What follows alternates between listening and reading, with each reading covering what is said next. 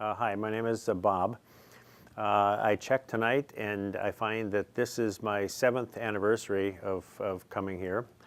I started in January of 2003.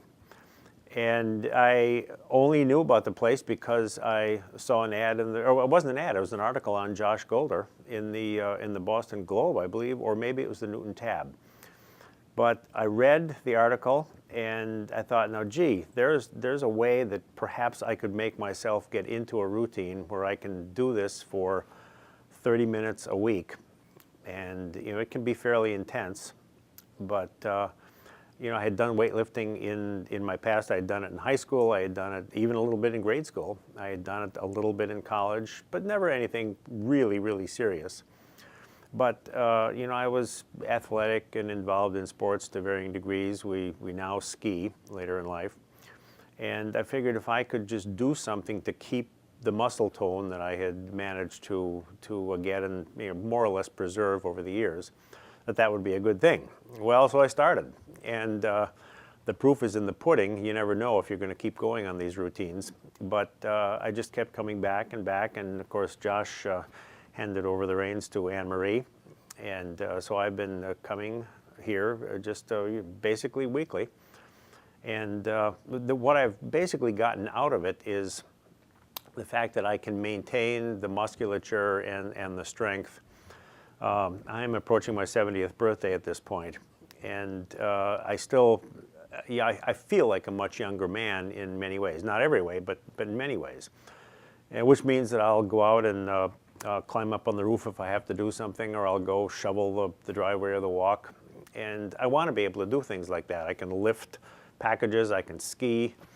I don't really do anything extraordinary, but just keeping this degree of muscular strength has given me a good sense of myself and a feeling that I can do the kinds of things that I want to do. There, I think, are other benefits, and I can't tell if I've gotten those or not. The strength training is supposed to be good for bone growth, things like that. I do have some osteoporosis, and maybe it would have been worse. I really can't tell. But the overall enjoyment that I get out of this is that I look and feel better, and I can do the things that I want to do.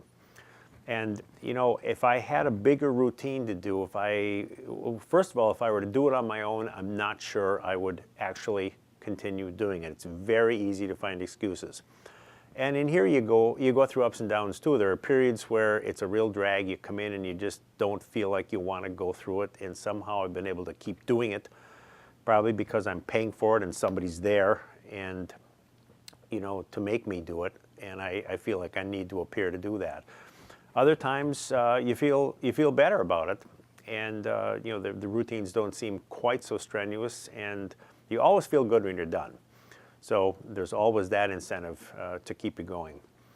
But I see no reason that I wouldn't continue doing this at this point. It's giving me enough of a benefit, and I don't trust myself to do it on my own, although there are things that I do to complement it. One of the things I'm doing right now, I've just started this in the last few months, is I got an exercise bike at home, and I'm doing short wind sprint type routines on that, maybe as much as twice a day.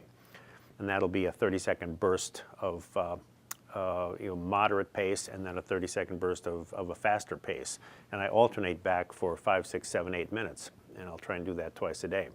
So that is a nice sort of aerobic complement to the work that's being done here on the strength training.